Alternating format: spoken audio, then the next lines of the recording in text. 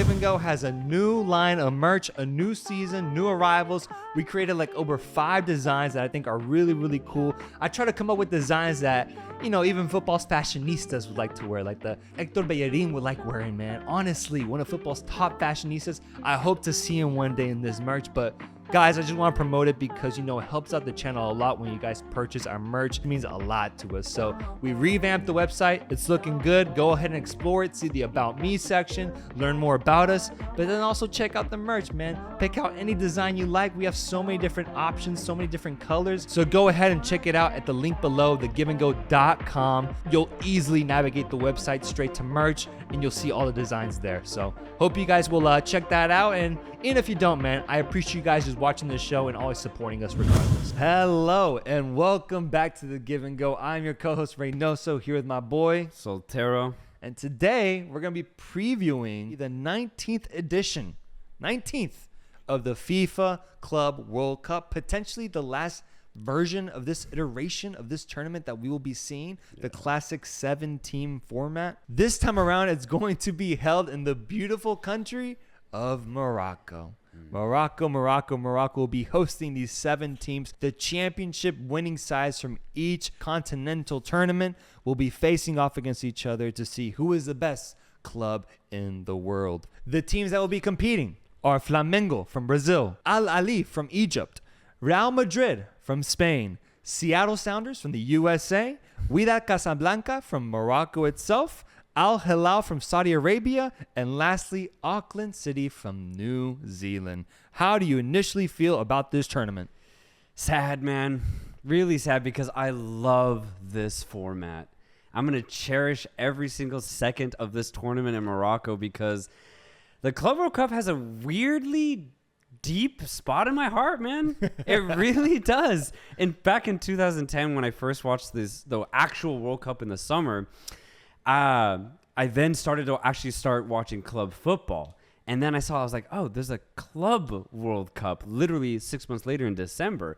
And Pachuca was in it that year. And I was able to truly recognize that, yes, football is definitely global, but knowing that there were clubs in Egypt, for example, or New Zealand, Saudi Arabia, truly blew my mind at the time because I was so new to the sport that knowing that every single country had an actual league with fans, storylines, top athletes playing at a very high level, that blew my mind, man. And for them to all come together for this little mini tournament, it's just so fun because you get to see truly just different styles of football, man. Because, one thing with international soccer is that a lot of it is just European-based naturally because that's the place to play professionally. And you get to see the best talent on display. But with the Club World Cup, I mean, these guys just play in their respective leagues and in their respective continents, and that's it. Most of these players have zero European experience from a club football perspective. So you get so many different viewpoints on how the game is played. And at the end of the day, it still ends up being really entertaining and, pretty competitive at times. So I love this tournament, man. More specifically, I love the 7-team format, man. It's so quick. It's so easy to digest. And it's just really fun because, boom, one game, you either win or you go through or you lose and you're out and you're playing a consolation game. Mm-hmm. And I love the quickness of it. And then, boom, we get a final within a week or a week and a half. And, the idea that this format's going to change maybe next year or the year after to like a big 24, 32-team tournament, in theory, sounds really, really good. I think we've talked about it before, but I love the quickness and the immediacy of this 7-team format. And so, therefore, I'm going to cherish this last version of this tournament. Kicking off this tournament will be Ahly facing off against Auckland City, probably the weakest team at the tournament. Yeah. Auckland City, man. New Zealand's very own. This team won the OFC Champions League, and bro, they're the fucking Real Madrid of this confederation, man. Winning La Décima this last time around, their 10th Champions League title. They've dominated the landscape in the OFC region. The team with the second most titles in this region only has 2, bro. 2 Champions Leagues, whereas Auckland City has 10, man. Yeah. It's incredible what they've been able to do over there, and you can't show nothing but respect to the OFC royalty of Auckland City. They're currently sitting in first place in their respective league in New Zealand, dominating there as well. And what's crazy about this team, man, is that I looked into where they play, the stadium that they actually play at, and it's a fucking park, dude. Yeah. It's a park. It can seat a whopping 250 people, man. Yeah. Maybe even a little bit more if you cram in. Yeah. It's crazy, dude. Yeah. This team is so small, truly, in comparison to the rest of these teams when it comes to money, when it comes to skill level and talent, but they still found themselves a way to compete and to be in a tournament facing off against these other squads. So that's what I think is the beauty of this tournament. And seeing a team like Auckland City, who's been a mainstay in the FIFA Club World Cup, even going so far as getting 3rd place at one point, defeating Liga MX's very own Cruz Azul in a penalty shootout. This team has history in this tournament, man. Yeah. And I'm excited to see what they can do. Yeah, man. Auckland City love this tournament, man. They really do. And I remember that big 3rd place run, playing San Lorenzo in the semifinal, and they took it in the extra time, bro. It was that close for Auckland City to go to a fucking final, man. Like a global final, it would have been.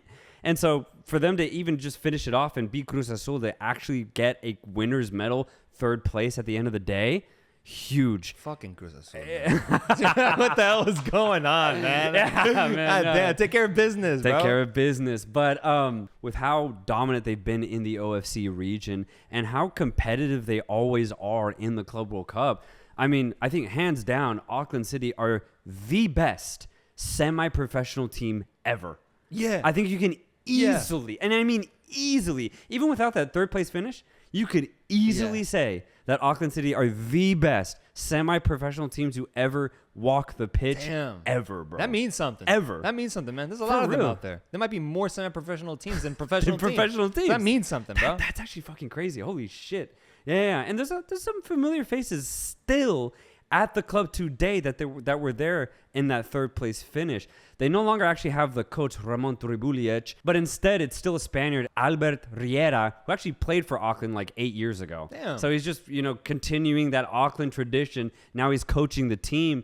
And alongside him on the pitch are familiar faces. There's still Angel Berlanga, Emiliano Tade, the Argentine, and then Ryan DeVries as well. Those are the 3 players that I've really recognized that are still in the squad today. I haven't actually seen them play. I didn't see the OFC final in which they wanted to qualify for this tournament, but all I know is I'm excited to see them once again because it is just so fascinating to see a semi-professional team play against any professional team, even if they're from Africa, Asia, South America, or North America. It does not matter to me. I just love the spectacle of it. That's what I'm saying, man. It's truly a fascinating situation. And I'll go ahead and highlight the one player that I wanted to talk about real quick. You already mentioned him, Emiliano Tade, the Argentine. He's been at this club for over a decade, bro. Can you imagine being Argentine and deciding to dedicate your footballing career to Auckland City? No offense, and I don't mean disrespect. It's just like, damn, like what a path, man, because it's mainly domestic. It's mainly people from New Zealand that play on this team, sprinkled in with maybe an Argentine, maybe a Spaniard, maybe some random German, but that's it, bro. But Emiliano Tade has become a legend for this club. In 175 appearances, he scored 114 goals. You could arguably say he's the greatest semi-professional player of the past 10 years, perhaps. Wow, you could. You really could. Holy shit. Yeah, I like it, man. Auckland City will be back at the tournament, and they will be facing off against Ahly. And funny enough, they got here by losing the CAF Champions League. It's crazy. Losing out to Wydad Casablanca, the Moroccan side. Ahly got invited because they will be acting as the host of the tournament since Wydad got automatic qualification. Right. Ahly has 10 CAF Champions League titles. They've been dominating that landscape for the longest time now. And although they lost this past year, they still have some really strong and noticeable names like El Shanawi, the Egyptian goalkeeper. Aliou Deng, who you brought up months ago, man. Great player. Months ago. Great player. You'll be seeing some recognizable faces at this tournament yet again. And Ahly always had such a strong support behind them no matter where they go to play. And since they will be close to home, I expect to see a strong contingent of Al Ahly fans in attendance for this team to see what kind of trouble they can brew up. Absolutely. And then going forward, they still have Tunisian left back Ali Maloul leading in assists for Al Ahly for I don't know how long he's been at that club, man. And then obviously they still have good firepower up top with Karaba and El Shahat, who I actually am a really big fan of. Just a very direct player, really good at penetrating, and just does not stop running. So for Al Ahly, they have a lot of good pieces, and obviously they're a really good team, leading the Egyptian league right now, and are once again in the Champions League group stage as that's set to start. Actually, I think right after the Club World Cup for them. Yep. So they're looking to make another deep run in the Champions League and potentially just bag another trophy at the end of this season. My only thing with Al Ahly, man, is they always slightly underwhelm at the Club World Cup. They dominate in the African landscape, and I truly do mean that. So I don't want to take that away from them. But once they make that jump to the Club World Cup, they always fall a little short. Just a little bit. And not to say that they have not put in good performances. They did beat Monterrey last year and then ultimately losing to Palmeiras. And that was actually a good run. But just overall, since Al Ahly win the Champions League so much, they're always here. Kind of like Auckland City. But unlike Auckland City, I would actually say Al Ahly just don't have as good a track record for some reason. Maybe this will be another continued good year for them, though, as they'll actually start off against Auckland City, which, once again, no offense, for as good as they are, it's a good team to face against to start off the tournament. So I expect Al Ahly to win this matchup, and I'll be excited to see what they can do against Seattle, man. Yeah, lastly, I just want to add in, because I do want to take into account the current form of these teams, because I think it matters for a certain team, the form that they are in, and we'll get to that. It does. But Al Ahly is currently first place in the Egyptian league, so that's worth noting. So Al Ahly and Auckland City are both in first place in their respective leagues, so we're going to be seeing a clash here between top league leaders to start off the tournament. But I do agree, I have Al Ahly winning this matchup and facing off Seattle Sounders in the next round. So let's talk about Seattle Sounders, because their biggest headline, the biggest thing to talk about, is the fact that they will be the first MLS club at the FIFA Club World Cup. How does that sentence make you feel, brother? Dude, so excited. I don't care what type of form they're in, and we'll get to that in a second. But just seeing that USA flag on that Wikipedia page set up to play against either Al Ahly or Auckland City, man, that makes me so fucking proud. And even more so, just I'm so excited to see an MLS team on a global stage. I've been waiting for this for over a decade, man, and I'm finally getting rewarded with the chance and the opportunity to see Brian Schmetzer lead the Seattle Sounder team against foreign competition. And I mean truly foreign, because the most an MLS team has ever faced has been maybe a Central American team, and that's about it. We haven't even crossed the Atlantic. This is historic. Yeah, this is truly historic. We don't even play against South American teams. For us to play against either a New Zealand team or an Egyptian team, this is going to be a big moment for me personally.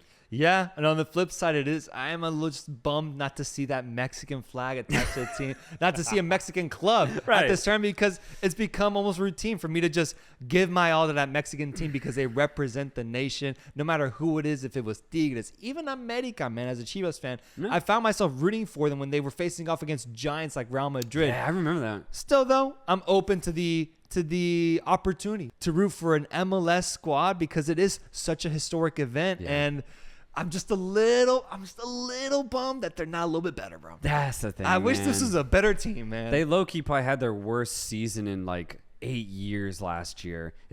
They had a tough season, didn't even make playoffs. What's frustrating, though, is that they still have a good core of their players. Yeah, not much change. You're right. They still have a good core of their players that made them successful like 2-3 years ago. Raul Ruiz, the Peruvian, still leading that strike force. They still have Jordan Morris down that wing, Joao Paulo in the center of that midfield. And then you have, defenders like Yeimar, Arriaga, Roldan, Nuhu as well. So the squad on paper is very talented, but they just went through a really big slump last year. But I mean, hey, Schmetzer knows how to rally this team. He knows how to coach them really, really well. So maybe they had a good offseason, right? We don't know yet because the MLS season has not picked back up again. So this would be the perfect opportunity to show the Seattle fans that, hey, we're going to have a better season this year, especially if they can be competitive against either Auckland or Ahly and maybe even win that game. Yeah. That'll be huge because then from there, you play a big team after that. Yes, the recent form does suck, but we've had an off season to try and figure it out.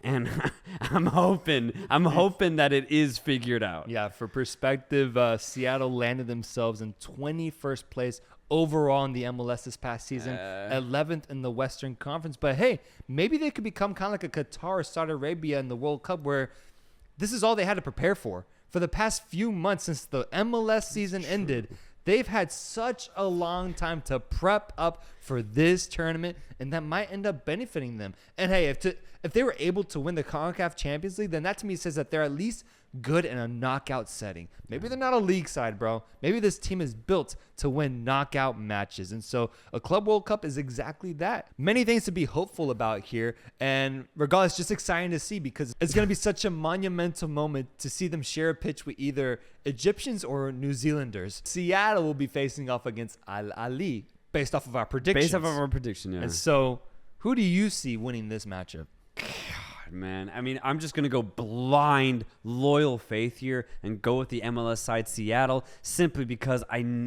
really, really want to see them in that semifinal stage against a, just more traditionally bigger team. But that's not to say Al-Ahly's going to be really hella competitive, so much so that they actually probably are the better team, especially if you consider Seattle's recent form last year.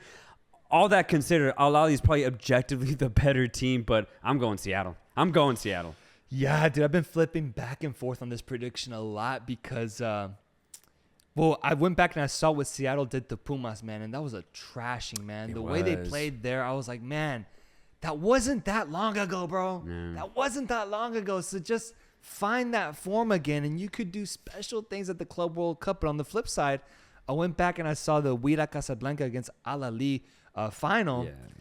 And something about just seeing Ahly lose kind of makes me sway towards Seattle in this situation. If Ahly came into this tournament as a champion of CAF, as they usually do, I probably would have went with them in this prediction. But because Seattle are CONCACAF champions, regardless of what they did in the league, I might have to go Seattle here. But like you said, I do actually think Ahly is the better team on paper. And the reason why I think Seattle will keep it tight at the very least, and the reason why they were able to beat Pumas and other Mexican competition in the CONCACAF Champions League is that MLS teams have a really good combination of physicality and technique and tactical precision.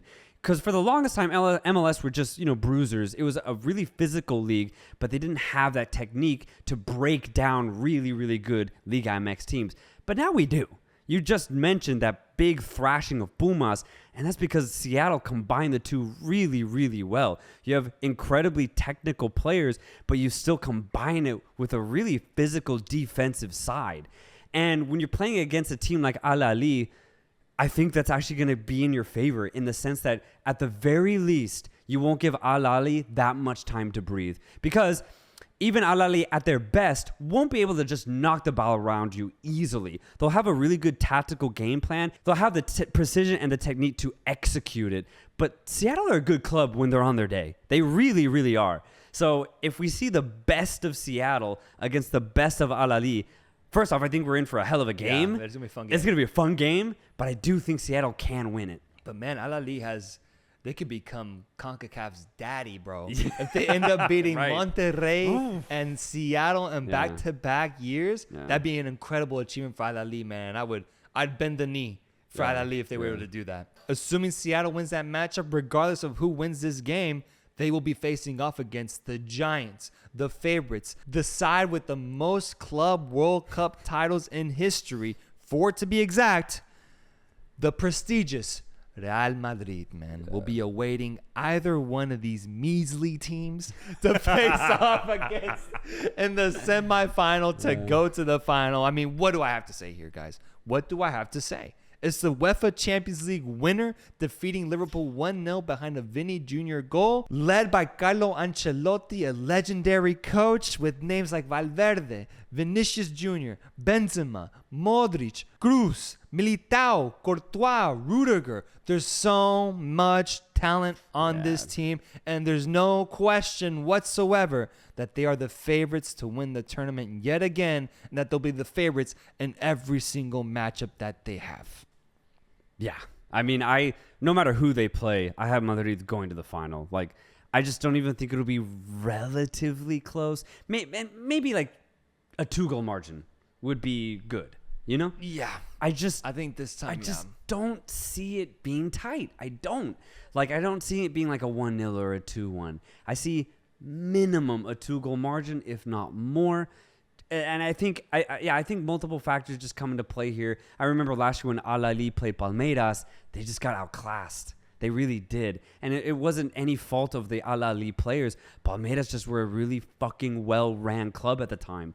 And if you're comparing that to the team that they have to play in Madrid, man, that's really tough. And a Madrid side that is playing well this season, yeah, they are going through somewhat of a transitionary phase, you know, slowly phasing out Kroos and Modric, even though they're still completely in that squad. We're just seeing a lot more minutes from Tchouaméni, Camavinga, Valverde, but then you still have those big name players like Benzema, for example, just knocking in goals, as he did this weekend against Athletic. So, I mean, it's tough, man. Like, it's really fucking tough. So regardless, if it's Seattle or Ahly, I just don't even envision a tight game. Like, I would love to see the first 20, 30 minutes, though. And if it's Seattle, which I'm hoping it is, I'm just going to capture that initial kickoff in my mind. That Seattle green against that royal white of Madrid on the same pitch. That's going to be a fucking scene, man. And I hope I get to see that. And if it's 0-0 for 20 minutes, I'll take that. Maybe Stefan Fry has the game of his life, bro. Yeah, man. maybe it goes off, man. Maybe. Yeah, or maybe Seattle just say fuck it. They get an early goal and they just make it at least very entertaining.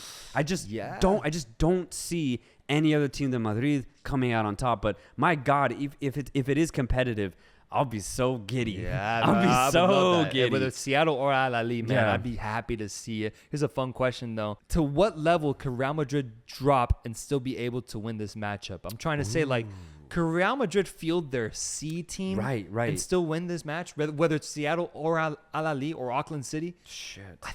I think they could. Like, if you see, like, Dani Ceballos in midfield, maybe Vallejo in that back line, their backup goalkeeper, the last resort options that Real Madrid have, would they still be able to win this matchup?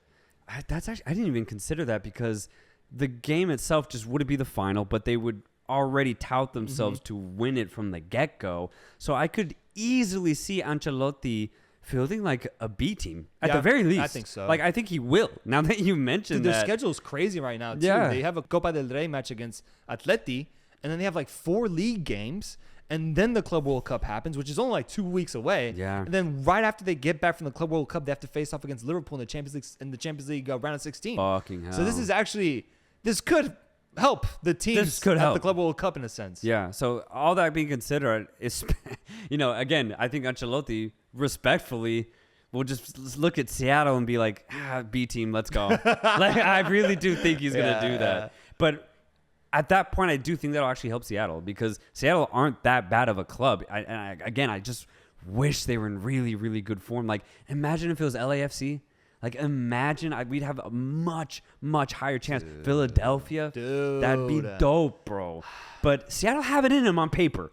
On paper, they have it in them. We just need to see it. We haven't seen it for a while. But, man, if they could just come out and perform, that'd be dope. And it will be easier against a B team. Either way, though, even if it is a B team, you bring on a couple of 18 players in the second half, and you get the job done. Madrid go to the final. All right, Real Madrid goes to the final. We're going to look at the other side of the bracket now, which has tournament host Wydad Casablanca playing in their casa at home, man, in Morocco, facing off against Al Hilal. And we'll look into Wydad Casablanca first. They are the CAF Champions League winners, getting their 3rd title in history, winning it against Ahly, a crazy final that saw so many fans from both sides come, create an insane atmosphere, and make for a really good game. Currently, Wydad Casablanca is in second place in the Moroccan league. And what's nuts about this team, bro, is that just 7 months ago, they were lifting the trophy alongside Moroccan legend Regragui, who had his life completely changed in front of him. Bro, 7 months. 7 months since he was in that final with Wydad Casablanca. He had no idea the Morocco job was coming his way and the run that would happen for Morocco in the World Cup. It's insane to think about Regragui's storyline going from winning the Champions League trophy to then taking Morocco to the semifinal. Regragui is replaced by Fawzi Benzarti, the Tunisian, and this Wydad Casablanca squad still has some relatively notable names. The biggest one, in my opinion, would be Atiat Allah, who started at left back, I believe, for Morocco in those World Cup games. Yeah, absolutely. And familiar faces all around this Wydad Casablanca side from that final that was at the time led by Regragui. I'm talking about captain defensive midfielder Jabran, still just distributing the ball like no other in the middle of that pitch. But then you still have Mutaraji out on the wing, who actually scored both goals against Ahly. And then on the other side of Allah, you have El Amloud playing in that fullback position as well. And I would say the only thing they might be missing is their center forward, Guy Mbenza, who ended up, I think, going to Saudi Arabia after winning the tournament with Wydad Casablanca. So, in my opinion, they haven't really replaced that number 9 striker position. It's not the worst case scenario for Wydad because Mbenza wasn't prolific, but he was a really good target man. He was a really good focal point for the Wydad Casablanca midfielders to look to, and he got big in that box. But luckily, for Casablanca fans, he wasn't that great in front of goal, but he was really good at hold-up play. So they're definitely going to miss that. How much? I guess we'll just find out in this tournament, as I actually haven't seen them play since lifting that title. Regardless, though, this team has a lot of talent, and with that energy that the Moroccan fans can provide in those Moroccan stadiums, just like they did against Egyptian giants Al Ahly, hey, maybe they might be able to do something, man, because I do think that a 12th man played a part against Al Ahly in that game. If it was on a more neutral ground, we could have maybe seen a tighter or at least maybe less energy from Wydad Casablanca in that perspective. But it's in Morocco, brother. They are true hosts in this Club World Cup. We've seen it before where the Moroccan fan base really gets behind their host in a Club World Cup. I think it was 2013, maybe 2015, Raja Casablanca go all the way to the final and played against Bayern Munich. And they put up a hell of a fucking game, man. I still remember they ended up losing like 3-1 or something at the end of the day. But for like 60 minutes, for an hour, it was hella tight. And Raja Casablanca, the other Casablanca team, ended up doing incredibly well. Man. So, hey, maybe Wydad can do the same thing this year. So it'd be dope to see. And with those... with that passion of the Moroccan fan base, it's definitely possible. And I just think that infectious energy from what happened at the World Cup has to play some sort of factor, man. Like, these Moroccans are looking for an outlet for what happened at the World Cup at the club level now. And what better place to do it than with Wydad Casablanca at home in the club version of the World Cup. They'll be facing off against Al Hilal to see who plays against Flamengo. Al Hilal won the AFC Champions League title, which became their 4th title, I believe, the most in the region. 2nd in Saudi Arabian League right now behind Cristiano Ronaldo's Al Nassr. And they are coached by Ramon Diaz with players like Al-Dosari, who we saw score an incredible banger of a goal against Argentina for Saudi Arabia. Guys like Nigerian Igalo still plays for this team. You have Musa Marega, who once played at FC Porto. You have Andre Carrillo, the Peruvian, now at Al Hilal. Alois, the Saudi Arabian goalkeeper, who made a prominent name for himself at the tournament. And then one of my favorite Saudi Arabian midfielders, Mohamed Kano, will be at this tournament and playing for this team. And then a recent addition that they just got is a Brazilian, Michael? Yeah, just Michael. Maybe Mikel?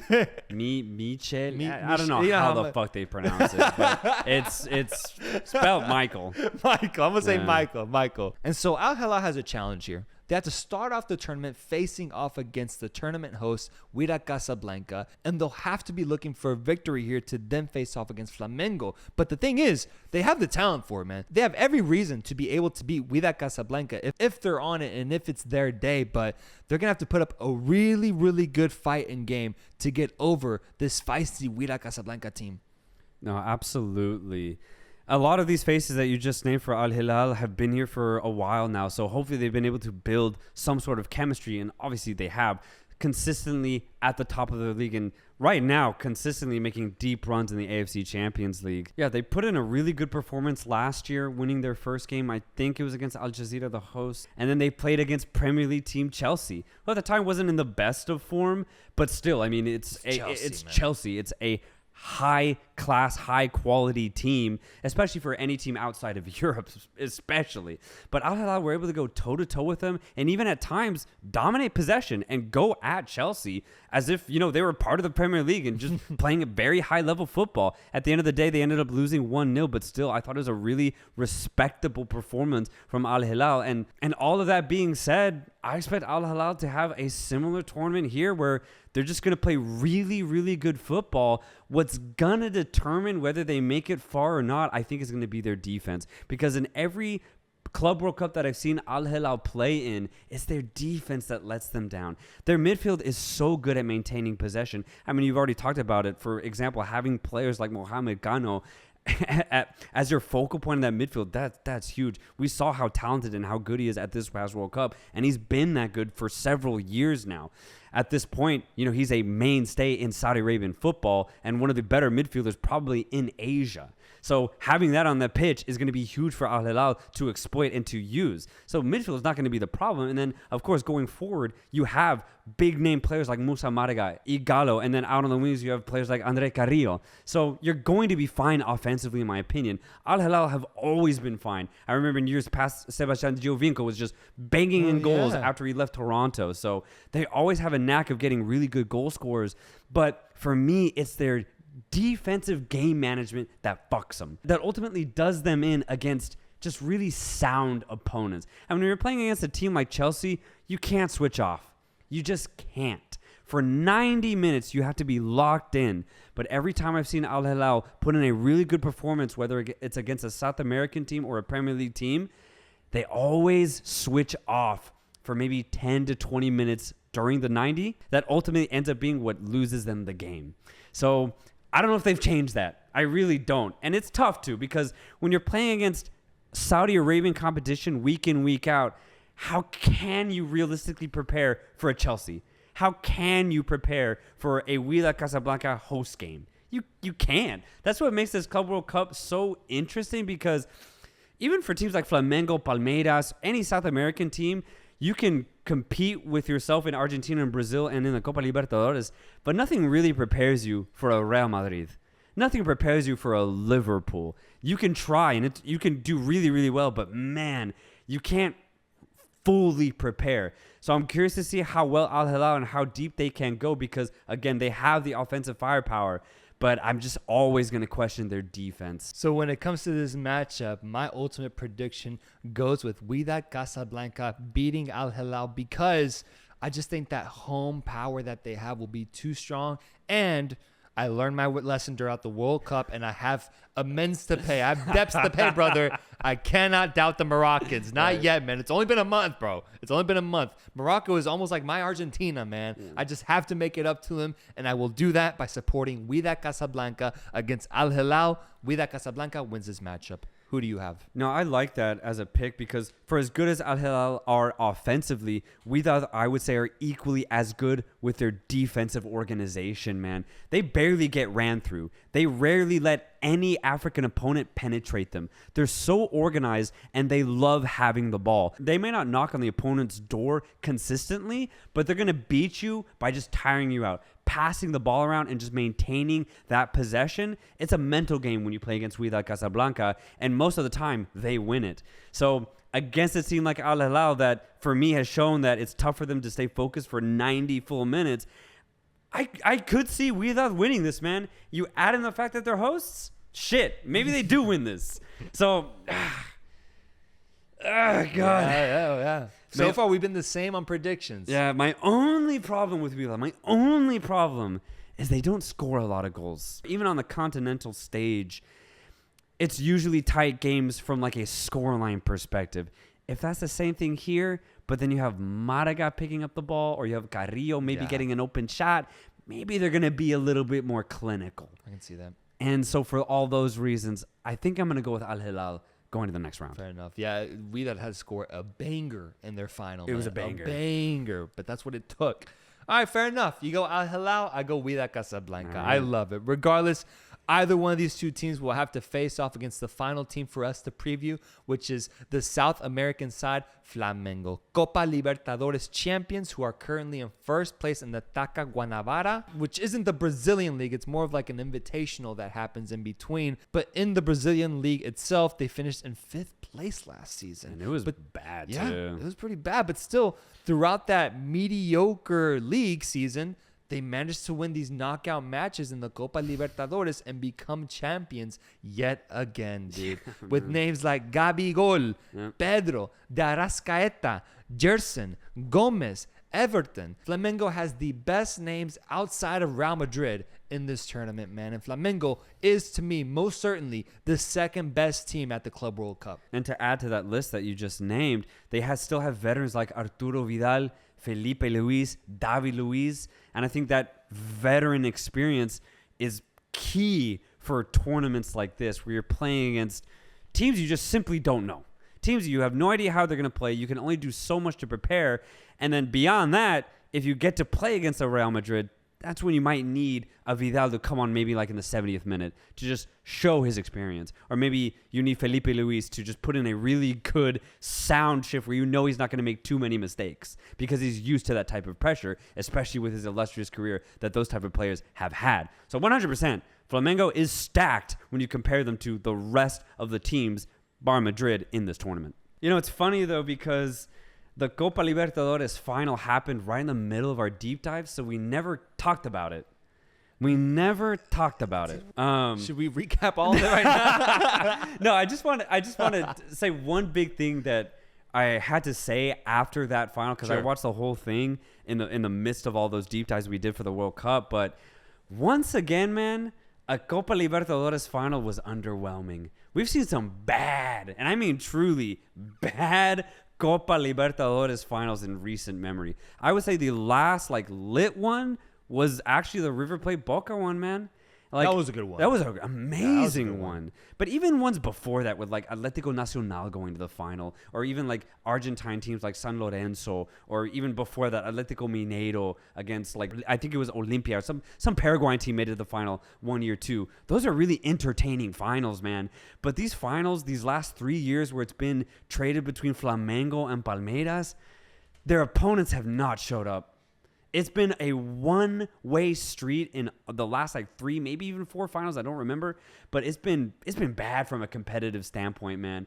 And it's not Flamengo's fault. Flamengo came out, they did their job, and they got the dub, but it was so easy, man. And I remember I was super hyped for this one specifically because Atlético Paranaense was having a good run. They're having a really positive, fascinating run, building on the Copa Sudamericana win that they garnered a couple years before that, and finally they're in a Copa Libertadores final, and they also had Luis Felipe Scolari as their coach. So things were looking promising for this team, and they're playing good, progressive football. But God, they look bad, man. They didn't even show. They couldn't even get more than 3 passes together, man, strung together. It was really, really bad, and Flamengo looked comfortable. I don't even think they broke a sweat. The thing is, for Flamengo, they didn't create that many chances, but it's also because Paranense didn't even force them to. Flamengo comfortably had the ball, and when Paranense did have it, they couldn't create shit. The defense and the midfield defense of Flamengo just absolutely dominated Paranense, so much so that it was just not even a competition in my opinion. But what made it even worse though, bro, was that one of the Brazilian players, I can't remember his name, but for Paranense, got an early yellow card within the first 15 minutes, and then 15 minutes later does the stupidest lunge I've seen and gets a second red card for the rest of the game. And at that point I was like, Paranense don't want to win this. Like, why the fuck would you go in for a lunge? Like, go back and see. Go back and see the yellow cards because they're so stupid, man. And it's just like you're a professional in a final. Don't let the emotions get to your head like that.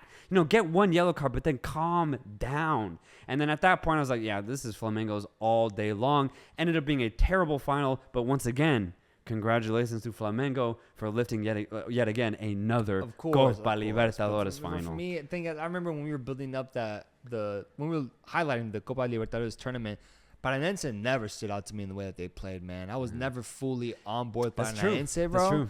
And the team that I blame this on is Palmeiras, man. Okay, yeah. Palmeiras should have been in that final. And they fucked up too. I don't remember the specific circumstances that happened, but I do remember there was some sort of red card. It was a red card. It was a red card. They went a whole half or a whole game trying to keep up with the other team. Yeah. And they just lost out in the most wimpy fashion. Yeah. And I was just left thinking, damn, man, we're not going to see ultimately the best two teams in South America face off against each other in the final. It's going to be a team like Paranaense who just sneaks their way in and get their asses beat, man. Yeah. Flamengo wins the tournament regardless. They're back at the Club World Cup, and they'll be facing off against Wydad Casablanca in my eyes, and in your eyes, Al Hilal. Regardless of what opponent it is, though, I'm going to say this now. I think Flamengo wins this match, dude. Even if it is against a Wydad Casablanca team at home, it might be very, very tight. But I do think that the talent disparity is a little too big here for Wydad to be able to keep up with Flamengo. I like that. I mean, Flamengo, for as big as the gap was in the Brazilian Campeonato, I think it was like 20 points from 5th to 1st. Yeah. It was like that big or close to that big. For as big as that gap was, Flamengo still is a top-notch football club from a player perspective. I mean, the players that we've already listed, they're really, really talented. But not only that, they work very, very well together. Portuguese coach Vitor Pereira has his team running pretty well. But I just will be curious to see them throughout this whole season. But right now we're in the Club World Cup. I think even if it is Wydad, I think Flamengo loses this. I do see this Flamengo team as weaker than when they won it 3 years ago in 2019. I think that Flamengo team was peak Flamengo. Bruno Henrique at the time was the best player in South America by a long shot.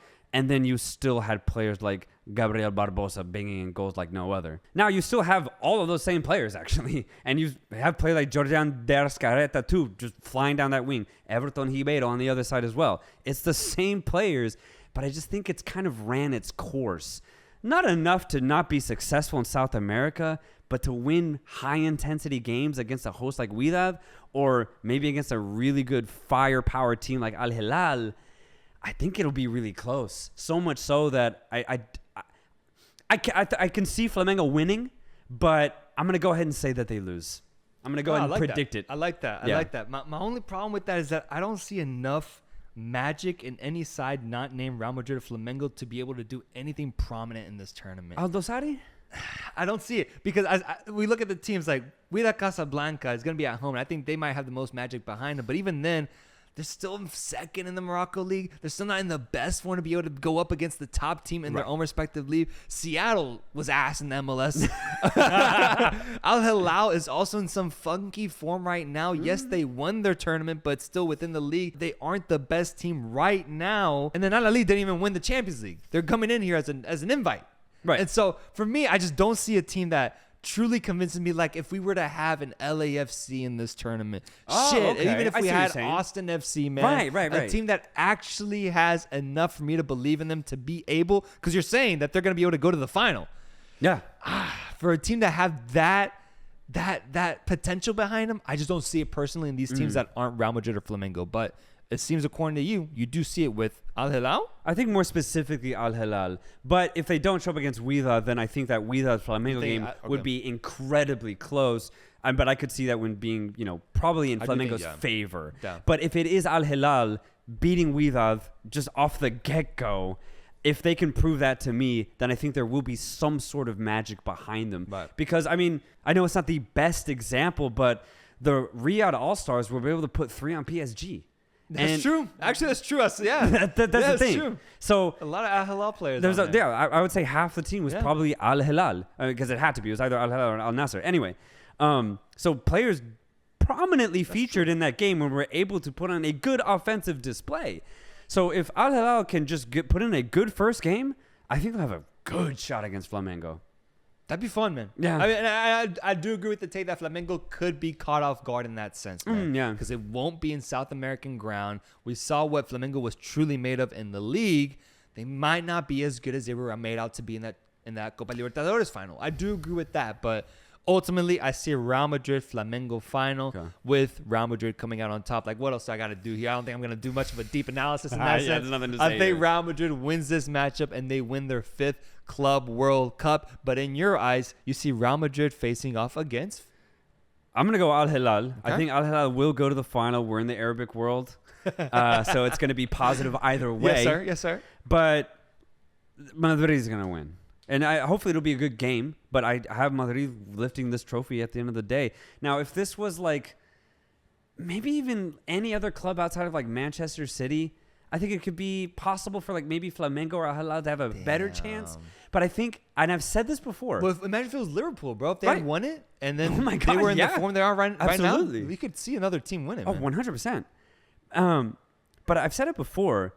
When Madrid are in a final, God, it's just tough to beat them. Yeah, bro. It's that legacy. It takes over. It possesses them. It happened to us on FIFA the other day. It we did. made it to the Copa del Rey final with Cádiz. Cádiz. Yeah. That's who it was. Yeah. And we got ran fucked by them. over by Real Madrid in the Yeah, final. they're but good. They just They're win really finals. good. They just win finals.